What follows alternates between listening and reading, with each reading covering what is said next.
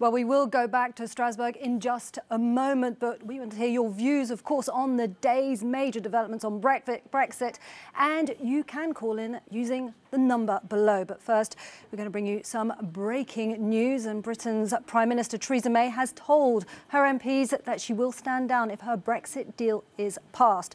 So far, we do not have a timetable for that potential departure. For more on this, we're going straight to our correspondent in London, Vincent McAviney. Vinny, you're obviously following all the details of this. So what do we know so far? Good evening, Isabel. Well, Theresa May has just addressed the Conservative 1922 committee in the House of Commons with this update on her plans. And we've got a section of her statement here that I can read to you.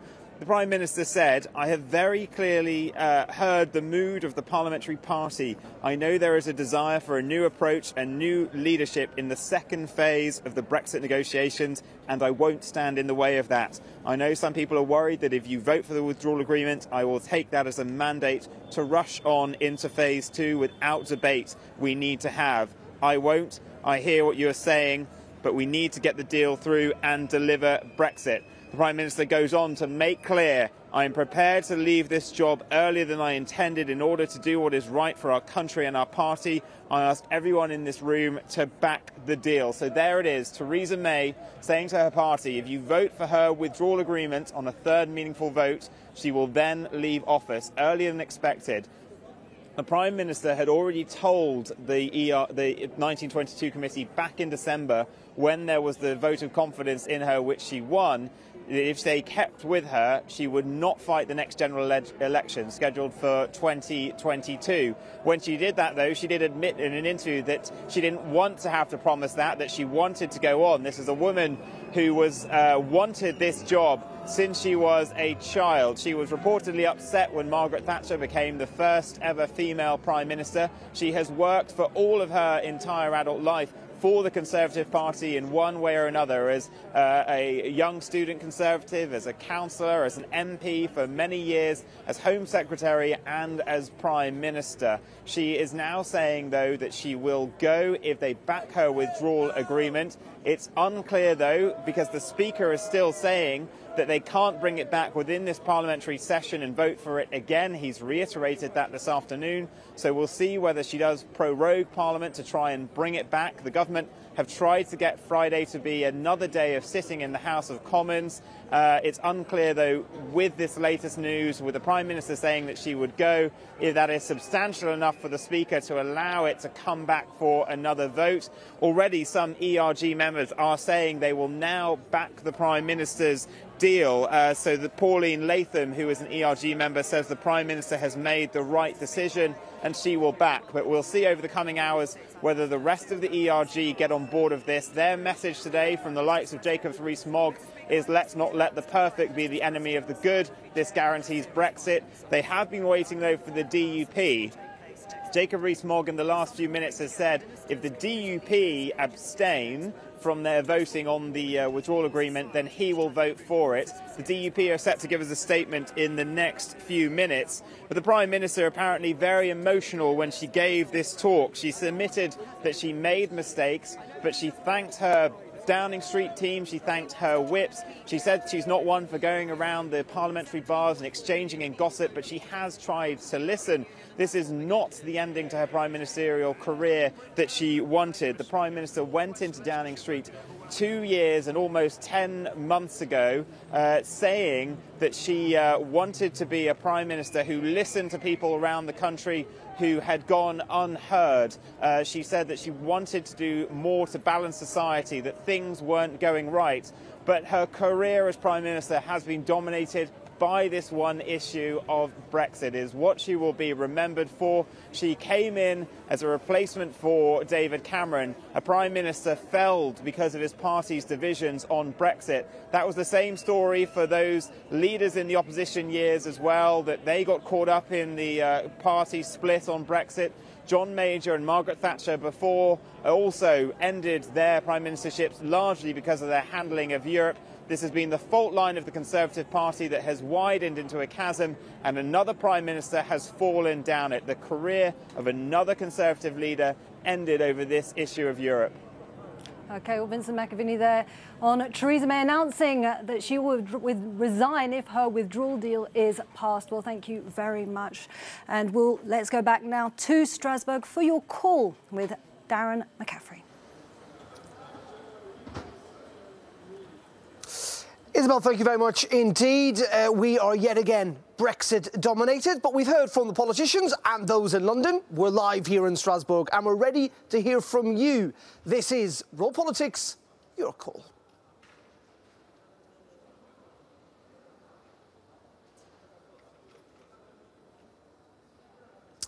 Anyway, tonight we're asking you a lot of Brexit questions. We do want to hear your view on what has been yet another significant night, a night in which the British Prime Minister has said that she is prepared to leave her job early than intended in order to secure a smooth and orderly Brexit. But will she do it? And also, will another UK Prime Minister be able to break the Brexit deadlock? Tasked with delivering a successful Brexit, Theresa May has been under fire for calling an early general election, losing her majority, and for her negotiating strategy in Brussels, as she struggles still yet to get a deal through the House of Commons, and announced that she will resign in the first stage of Brexit is completed. Essentially, could someone and will someone else do a better job in the second phase? And if so, who do you think it should be? And also tonight, as MPs essentially vote on all the different alternatives which they potentially would like to see, is it too little, too late for Brexit alternatives? Ever since Britain voted to leave the EU's been asking, what do you want? Well, tonight, of course, they may well just get their answer as MPs scramble to decide on the Brexit they want to see. But is it too late? And what Brexit would you like to see? You know what to do. Pick up the phone. It's free. You've got no excuse not to. Call us on 00800 333 3700 too. You can email us at rawpoll@euronews.com.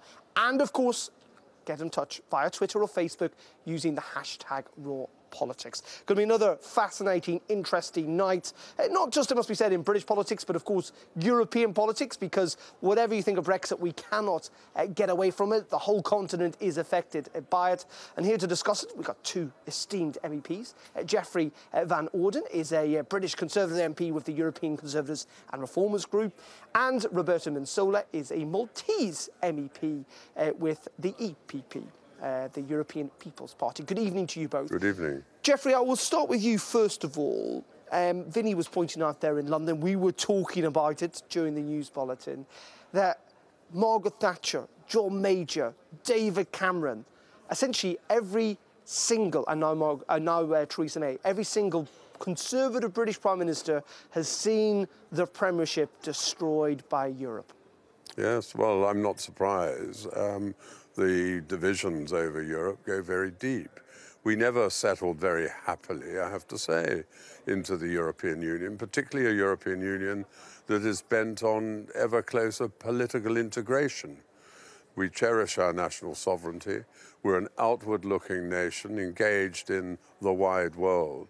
The idea that increasingly someone else should be making laws for our people is something which so many people found unacceptable. Just on tonight's news, I mean, yes. What is your reaction? Do you think Theresa May has done the right thing? Absolutely, absolutely. I mean, I think it's been clear for quite a while now that there are big mistakes have been made. I mean, one could argue that mistakes have been made right at the beginning of this process. And so it'll be interesting to see one or two of the names that come forward for the subsequent leadership competition. Who would you like to see? Well, I won't say who I would like to see. I mean, why not? Come on, there are one or two people. Why not? You like might as well tell us. Well, I mean, I think there are some very good people there. There are some good people. There's Dominic Raab. There's Jeremy Hunt, I think, is excellent. Michael Gove, I think, is first class. There are some. You want to see a Brexiteer essentially take on this? I'm not necessarily saying that because Jeremy Hunt was not a Brexiteer. You see, he voted. He very much is now, though. Well, I'm a Brexiteer now. I voted Remain, not because I have any great affection for the European Union, purely on pragmatic grounds. But if we were to have a vote again, which I think is highly unlikely, but if we were to, then I would vote to leave. And I think it's appalling the way Britain has been treated in these negotiations. Roberta, just quickly from you as well. I mean, what's your reaction to the news tonight? Is it too little, too late in the sense that, you know, this might convince some MPs, and we have seen the momentum move towards May's deal. She may still do it, but many think, you know what, even without the DUP, without reaching across to Labour MPs, that her deal is still dead. Yeah, I mean, notwithstanding what people say here in the European Parliament, that the deal is the best the United Kingdom could have got, negotiated, etc., it's clear that the reaction has been the complete opposite by a large majority in the House of Commons. And what you're facing now is that you have MPs who have repeatedly, at least twice, voted against the deal, who are now going to be forced in a way to vote in favour of a deal that they don't like in order to get rid of the Prime Minister. So it's I think, a very, very difficult decision that they're going to be faced with. And also, I mean, looking from outside, of course, it's not clear who would emerge as a result of Theresa May leaving, and whoever comes forward, whether that person will be able to negotiate something better, or are we going to find ourselves in the exact same position 2-3 months down the line with the exact same request from the opposition for a second referendum, for a general election, for one that would give the party in government a proper majority. I'm a little bit, you know, concerned, so to speak. Let's just get, we've got lots of people getting in touch via Facebook. Cram saying, stop Brexit and this utter madness descending on Britain and beyond. Terry says, get rid of her and move on with Brexit ASAP. We've also got Iris saying the days of arrogance masking her confidence are over. Let's rejoice. But let's go to the phone lines now. I think we've got... Can I just say, with those questions, it shows that, of course, those that are unhappy come from both sides of the argument. Well, some unhappy that we're leaving, some unhappy because of the nature of the deal, and they don't think it gives us enough freedom. But it seems everyone terribly unhappy with Mrs May. Maybe you're a supporter, let us know. We got, I think, Barbara on the line from Sicily. Barbara, what is your view tonight? Do you welcome Theresa May's resignation, or setting out her resignation? I think it's such a mess. I think it's such a terrible, terrible mess that it doesn't matter if she goes, if she stays, we have to repair the damage. And Hannah, how do you think that's possible? How can you repair the damage? I don't think you can, especially when you've got Conservatives like you've got sat there, who thinks he is, I don't know, in the British Empire. I don't have anything to do with Britain anymore because I live in Sicily. And when he says how badly the British have been treated by the Italians, by the Spanish, we are all individual countries and we will all suffer because Britain has decided. We didn't choose it. Nobody here said, we don't want Britain. They decided to go. So if they're in a mess, it's their own fault, not ours. And Europe, I think, have been terribly polite to the British. Barbara, just what would you like? I mean, you say it's a mess. What would your solution to this be? How would you try and deal with it? Well, in my modest way, the only thing we can do is accept the deal and just try to repair the damage that has been done. I mean, the future generations are going to suffer so badly for this really bad decision made by Britain.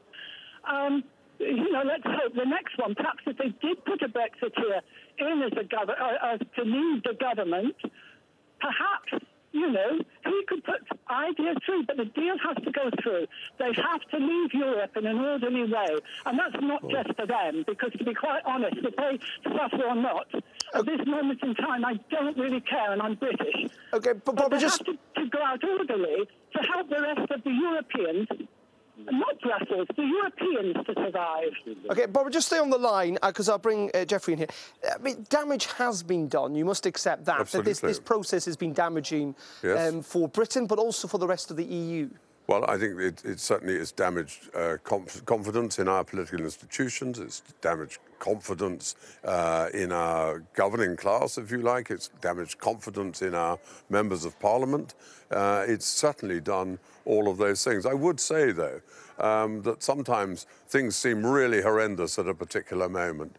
But, you know, in 3 or 4 months' time, maybe things won't look so bad. But can I just say, by the way, just to be clear, my understanding is that Theresa May has said that she will go. This is predicated on the idea that her deal gets through. Which is, so we are over the... Is far from certain. What about this point, though, that Barbara was bringing up about the British Empire? Because this is a perception you find in Britain, to a degree, but also outside, that this is Britain trying to harp back to the good old days. It's about making Great Britain great again, and that it's completely based on kind of unicorns and a fantasy of what Britain was like in the 1930s or 40s. No, I think that, if I may say, I think this is nonsense. First of all, I mean, I think the empire was an important part of our history, which we should be proud of. But I don't think anyone today thinks they're in the business of restoring the empire, for goodness sake. I hope not. No. We're a former colony.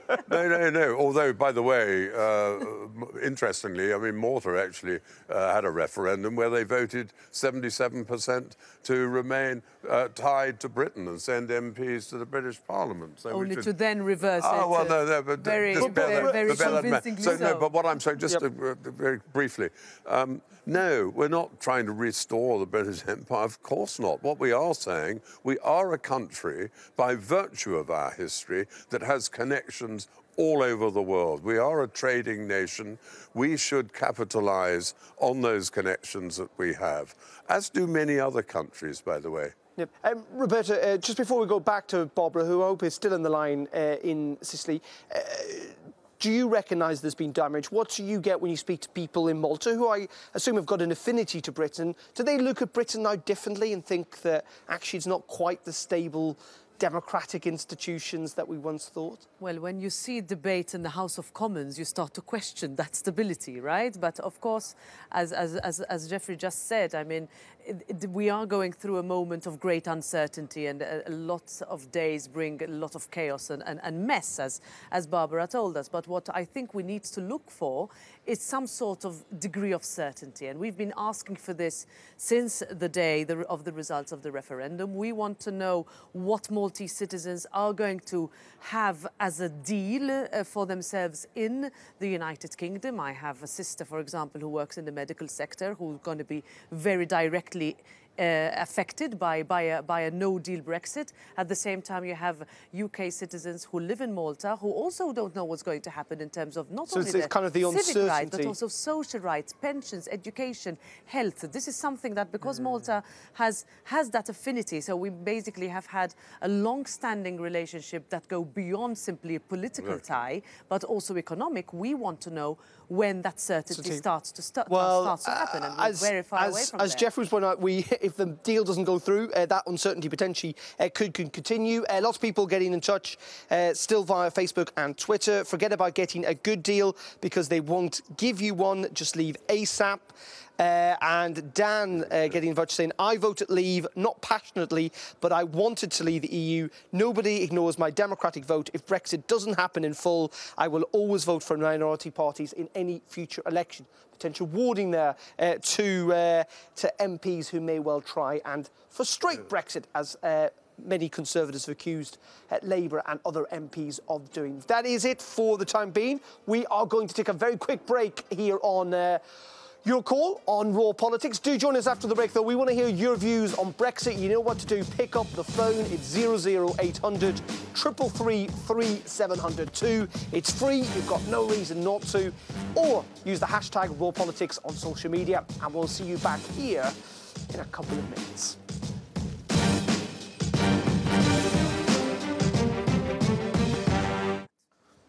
And then I came here, which is good. I was pulled out.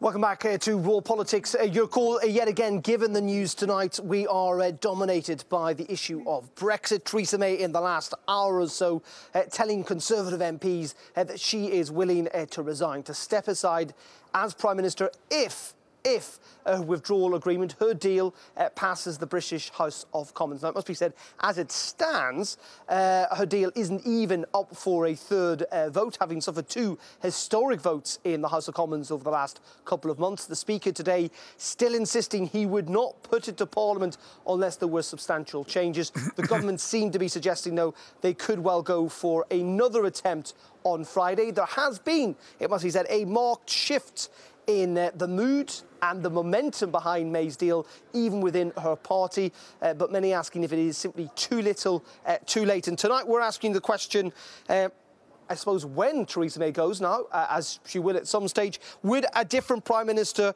be better for Brexit? What do you think? Pick up the phone, 00800 333 3702, or as you've been doing as well, getting in touch via Facebook or on Twitter using the hashtag #RawPolitics. Now, we have got Robert on the line from Dublin.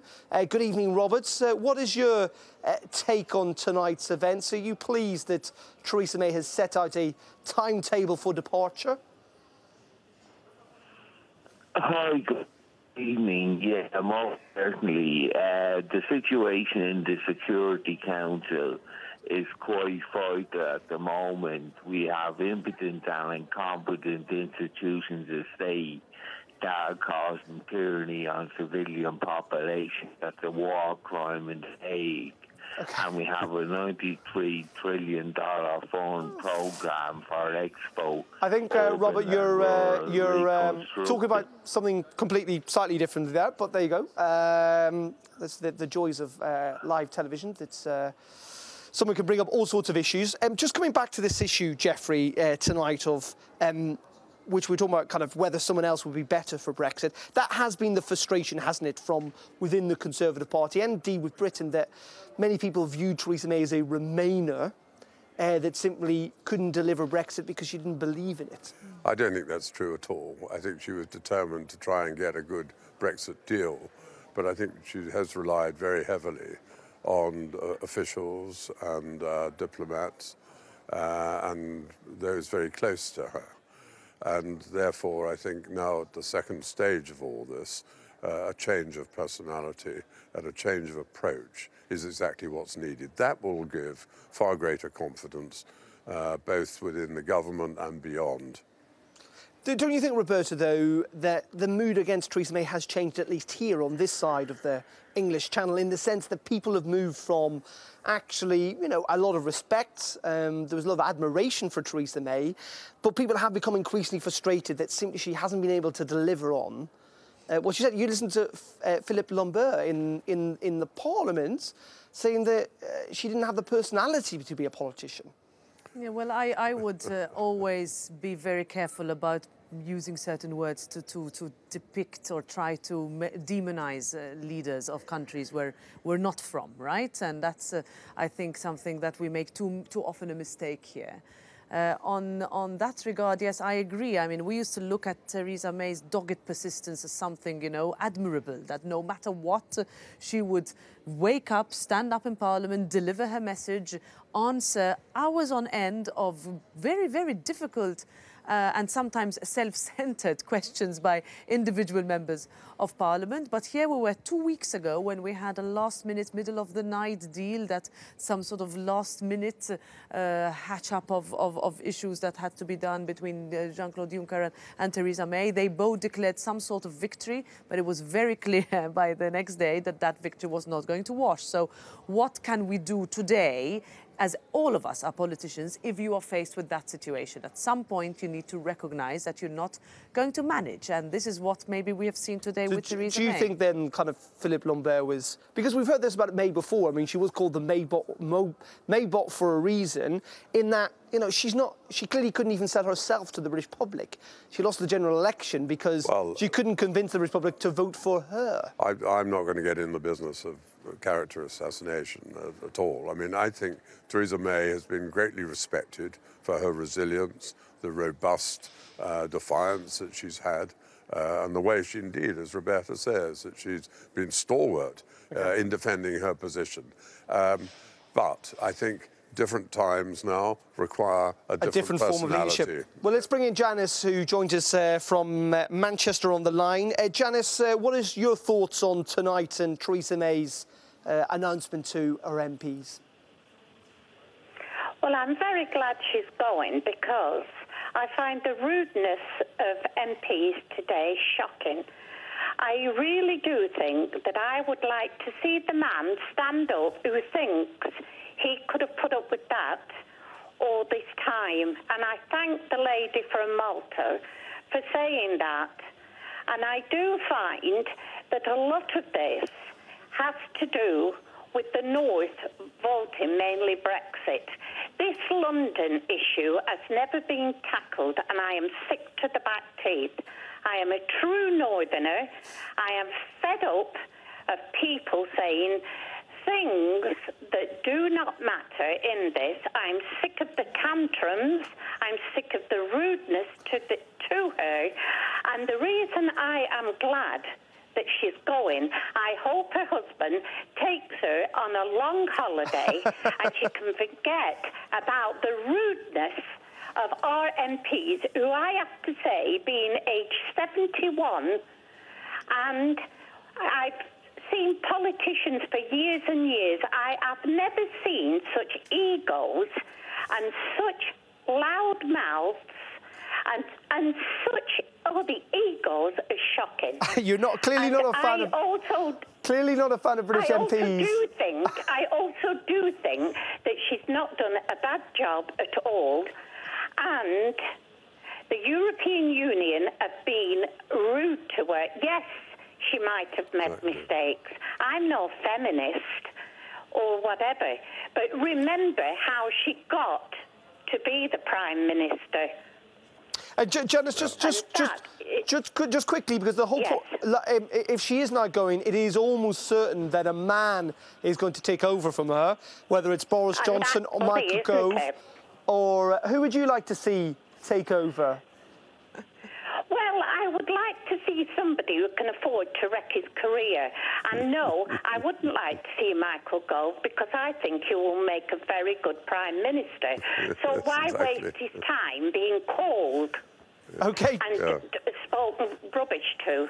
Well, Janice, thank you very much for calling in. It's a good angle. Can I just say, we're just going to... Janice, very briefly, can I just say, I mean, I agree with you, but to be a politician, you need to have a very thick skin. Well, that is true, and sometimes even as a TV presenter as well. Janice, thank you for calling in, Janice. And we need thick skins to put up with you lot. Janice, thank you for calling in. Much appreciated. Do you agree with Janice? Do you think Theresa May has been treated appallingly? Please get in touch. You know what to do. Pick up the phone like Janice has. Give us a call, 00800 333 3702. Or indeed, get in touch via social media using the hashtag #RawPolitics. We're going to be back after the break. You've got 15 more minutes. Get in touch and we'll see you in a couple of minutes here on Raw Politics. Your call.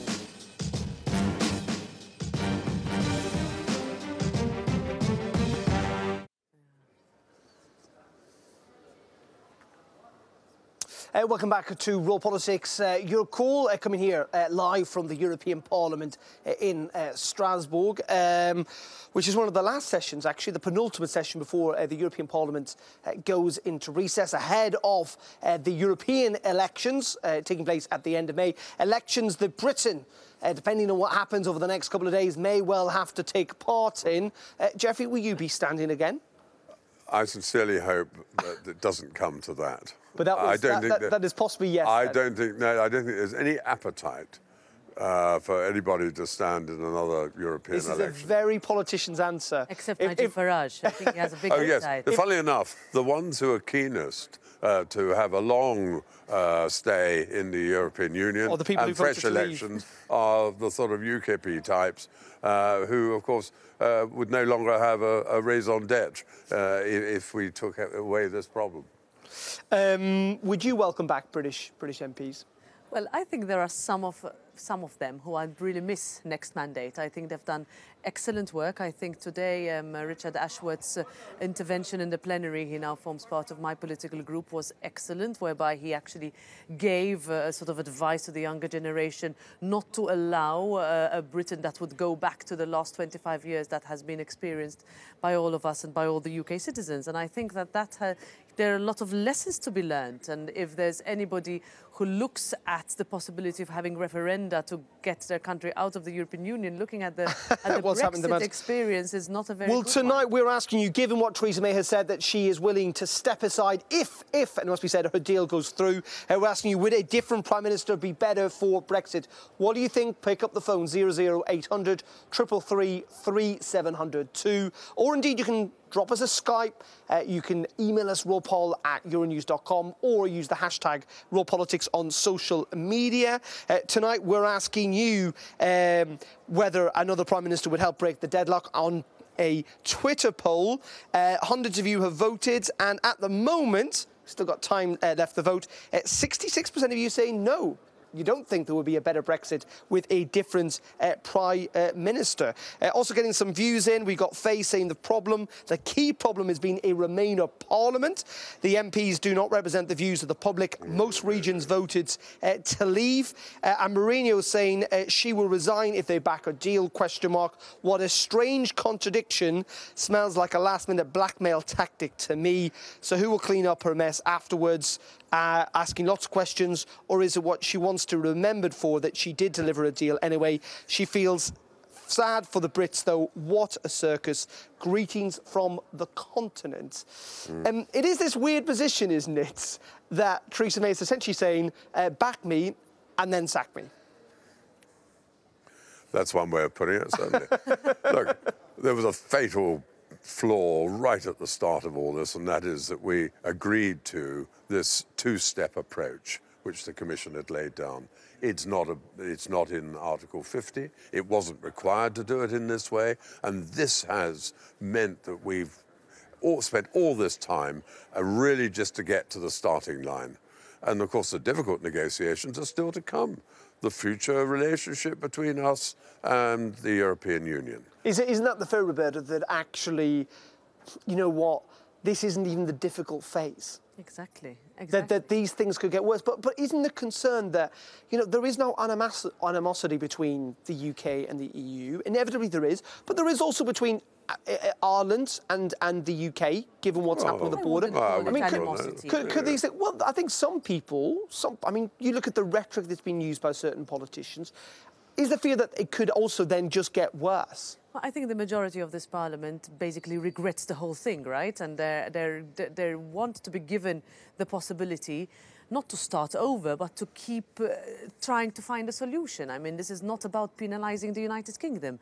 What we've had, however, is 3 years post-referendum of negotiating a deal with the prospect of having some sort of transitional period whereby everything could be slowly worked out, where the risk is that none of that will happen. And what was feared on the day after the Brexit referendum will actually happen in a couple of weeks or whenever, or a couple of months. And we're back to a situation where, I don't want to call it doomsday, but it's something very difficult to comprehend in practical and tangible terms.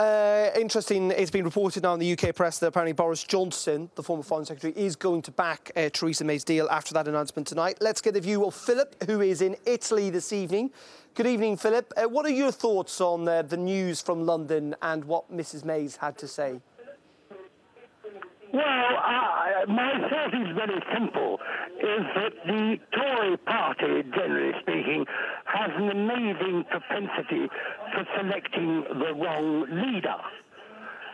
Many years ago, before you were born, probably, they managed to ignore the great Rab Butler and selected Harold Macmillan.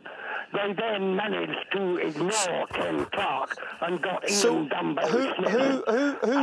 They then managed to select William Hague when he was far too young. He might have been a very fine leader later, but he was far too young. Philip, who would you? They keep doing that, and they are completely incapable of selecting anyone who has got any brains. OK, well, that may well be the case. I assume you're not a fan of Theresa May. Who would you then like to... if you had the choice, who would you like to take over from her? Well, it's very difficult because, frankly, the Tory party is riddled with idiots at the moment, like William Rees-Mogg and Bojo and whatever. I really don't know. With a bit of luck, there might be somebody in the woodwork who's actually competent. OK, Philip, thank you very much indeed. Don't say you don't even get a history lesson on raw politics here. Your call. We are got a few more minutes left in the programme. We still got people calling in. We want to take their calls, but we have to go to a quick commercial break. Join us in a couple of minutes for the last 5 minutes of Raw Politics. Your call 00800 333 3702 or hashtag Raw Politics. Join us in 2 minutes.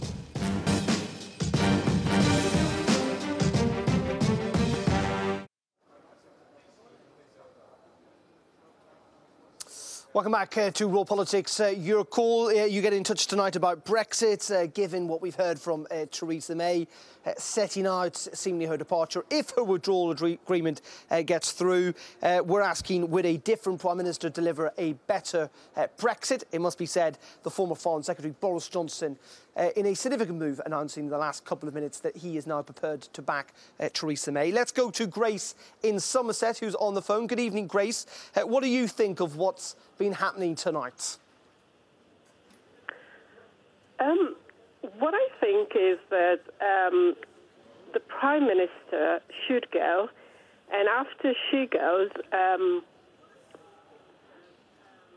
we should actually have a general election, and the people need to decide who's going to be our new Prime Minister. And if someone out there actually comes with a system whereby the public vote directly for the Prime Minister, that would be great. Because at the moment, everyone surrounding the current Prime Minister, at the moment, actually, most of them wouldn't command international presence. We do not have any international presence at the moment. And we need someone who understands international politics and to put Britain back on the map. So what would you like to see happen now, Grace, aside from the leadership, with Brexit itself? What should the next steps be? Would you like to see May's deal pass? Would you like to see a second referendum? What I'd like to see at the moment, actually, is a no deal. What that would mean is that we will start the process afresh as a people, because the main problem with the current deal is the Prime Minister took it as her baby, and she forgot she's representing a people. So people were not consulted appropriately as the deal went on. So having the current parliament that we have that does not represent the people, either Labour or the Conservative, what we now have is basically political games. Interesting. Thank you, Grace. Grace, we're going to have to leave it there, but thank you very much for calling in, making it clear there, in some ways, that there needs to now be a general election. I think it's the last thing anyone wants, and also Grace was suggesting some sort of constitutional changes there again. The last thing we need in this particular mix. There are enough problems there at the moment. No, look, right at the beginning of this process, Theresa May said she wanted to have a good, positive relationship with the European Union. That is something we want. We've all got to learn lessons from this whole process.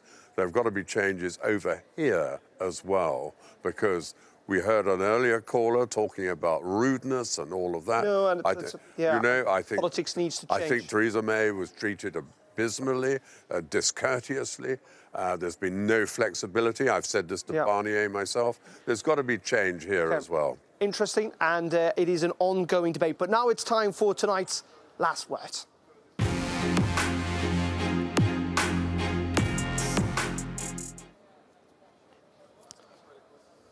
And I give the last word on Monday night to Boris Johnson, who was saying he couldn't back the deal. And tonight I give it also to the former Foreign Secretary, who has said tonight that after great soul-searching, he's concluded it might be the right craven, feeble, sham Brexit. It may be a mouse of a Brexit, but he is confident with good cheer and the right leadership that this might be a mouse that roars as he comes out backing May's deal.